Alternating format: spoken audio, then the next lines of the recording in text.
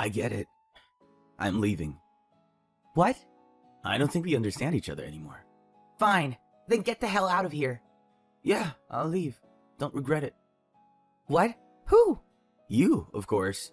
Well, it's none of my concern anymore. Me too. Don't ever show your face in front of me again. Alright then. From now on, you're on your own. My name is Greg, a 30-year-old unsuccessful novelist. I stay at home as a house husband. My wife Levi and I have been married for 2 years. I met my wife at a blind date party when she was chaperoned by a friend. She was 10 years older than me, the editor-in-chief of a woman's magazine, and had a stable income. She approached me aggressively at the party, and we started dating. After a year of dating, we got married. My wife told me, "When we get married, I want you to be a house husband." so I became a house husband while writing a novel. Now I do cleaning and laundry every day, cook meals and write novels in between. I was living my life at my own pace. At first, we had a reasonably happy married life. However, things started to change after we moved 1 year ago. She told me, "My parents are getting older and I think there'll be a lot more challenges for them. So I don't want to say that we should live with them, but I'd like to live closer to them." One day my wife suddenly said something like that. Looking back, I regret it and I should have opposed her at that point. At the time, she was worried about her parents, but as a sign of concern for me, she suggested that we move nearby instead of living with them. I do like the fact that she was also thinking about me and suggested to live nearby them instead of living with them. I liked my wife, so I probably took it as a good thing. So a year ago, we moved to an apartment near my in-laws' house. She said, "My parents are coming over this evening for a housewarming. She said she'd bring a nice bottle of wine, so please prepare a dish that goes well with it." "Oh, really? I look forward to a nice wine. I think I'll cook steak then." "Great, I'm off to work then." "Have a good day." Later that evening, my in-laws arrived. "Congratulations on your move. It's a nice place." "I bought a nice bottle of wine as promised. Let's drink it together right away." I set out the wine glasses and laid the food on the table. "This beef steak is delicious. Thank you." "Is it? I'd like it cooked a little less." "I'm sorry, I'll be more careful in the future." "But the wine is good." "Isn't it? Full-bodied and tannic, just the way I like it." "I could keep drinking it." My parents-in-law seemed to be enjoying the meal and I was relieved. I had a nervous breakdown when my mother-in-law said she didn't like the way it was cooked, but I was happy to see her satisfied with the meal. I sat down on the sofa and relaxed. Entertaining my in-laws is mentally exhausting. You have to take care of a lot of things. It felt as if I'd just finished a job. I immediately changed into my loungewear and relaxed as much as I could. As a reward for my hard work, I drank a beer and relaxed. 2 days later, however, my wife said to me again, "My parents are coming over today." "What?" "What? Is something wrong with that?" "Anyway, they said they wanted to eat Japanese food today, so we'll take care of them." Okay. I didn't expect the next one to come so soon. I spent the rest of the morning thinking about what to have for dinner, then went to the supermarket and started stocking up early. There were many things I had to buy, so it was quite a task. That night, my in-laws came over with my wife. They said, "Yes, this simmered dish is delicious. "The grilled fish is just right." Oh, and I love this beer." "I like that brand of beer. It's the best." The in-laws are enjoying their meal. "Greg, you're such a good cook." "Thank you. I can enjoy many things that go well with alcohol." "Isn't that right? Greg is very good at housework and cooking. Makes me want to come back and eat again." I'm glad to hear you say so. "They come back tomorrow." What? "Oh my, you don't mind?" "Yes, it's totally fine." No, that's a little... I'm the one who prepared it every time. I'm looking forward to it. Tomorrow I want to eat something that goes well with sake. And so, my in-laws came again.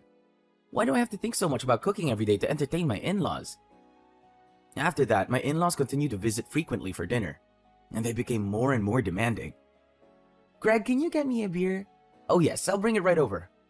"We'll come back tomorrow, Greg. Just make something simple." "I want Chinese food, so I'll have shrimp chili and spring rolls, please." What a pain in the ass. Whoever says those kinds of things has never cooked before. You're the one who always gets fed without doing anything.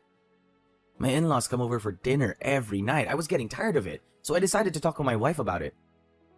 I said, "Hey, your parents come to our house too often." "What?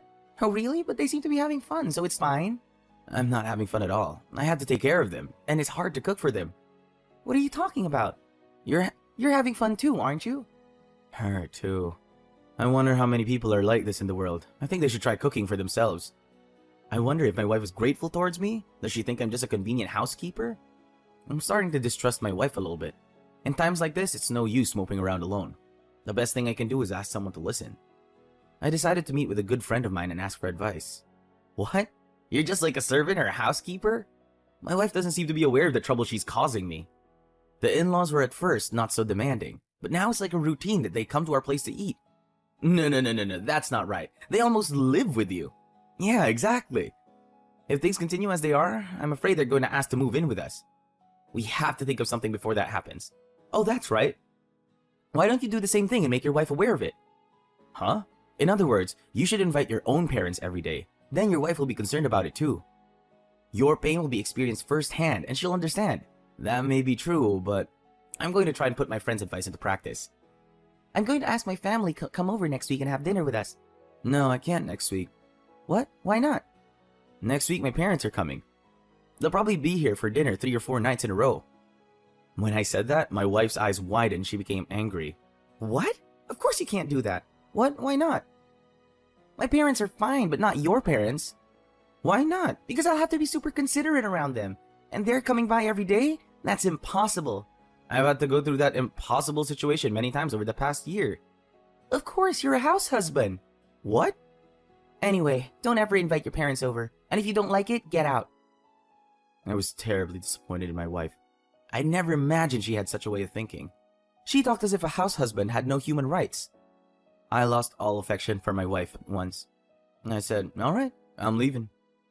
What? I don't think I can understand you anymore. What? What are you going to do if you leave? You're an unsuccessful novelist and a house husband. How can you possibly make a decent living? You don't have to worry about me. I'm doing just fine.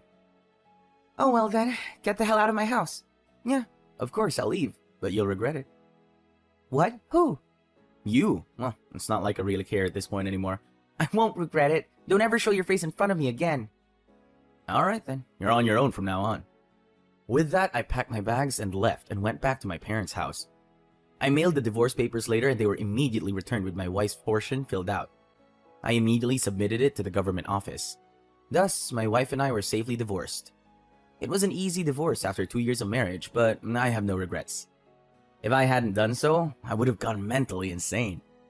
I was moved by the fact that I was able to have a meal at my parents' house for the first time in a long time without having to cook anything myself.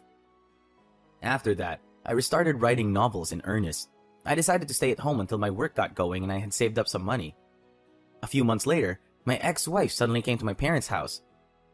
What the hell do you want? I said coldly as she got on her knees in front of the door. I'm so sorry. Since she was bringing so much attention from the others, I decided to let her in the house for now.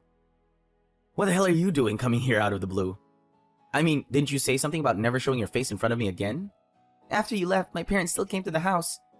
I wasn't sure if it was a good idea to have them come over, and they asked me to prepare meals for them.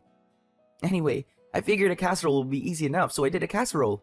Where did the eggs come from? And he complained about the eggs and tofu. They also complained about the wrong brand of beer.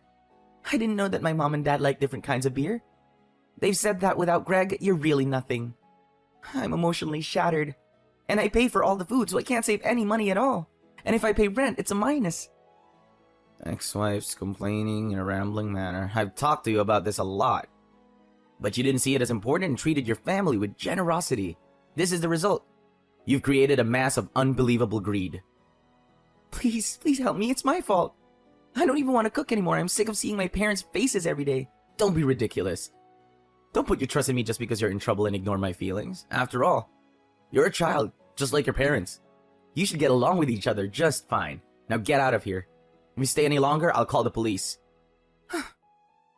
My ex-wife nodded and stomped off. Well, I guess now she understands how hard I've been working. But it's too late now. She'll have to deal with those monsters on her own. Sometime later, I received another call from my ex-wife asking for my help. Apparently, my ex-in-laws had gotten so used to having me cook for them that they stopped doing the housework themselves. So their house became a dump. And since they couldn't live there, they decided to go to their daughter's house. So they moved in on their own.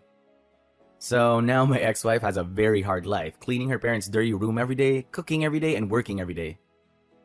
I don't feel sorry for her because she deserved it. I, on the other hand, started living alone because my work was getting back on track and I had saved up a lot of money. Since no one comes to my house without my permission and asks for food, I'm able to live very comfortably and peacefully. I'm thinking of getting a cat and enjoying my single life to the fullest. Wow, her parents are so demanding and annoying. And it's got worse as it went on, isn't it? I know it's not cool, but they're totally monster parents. I'm glad he was able to get away from such in-laws. His ex-wife should be responsible for taking care of them. I hope he'll meet a decent person next time.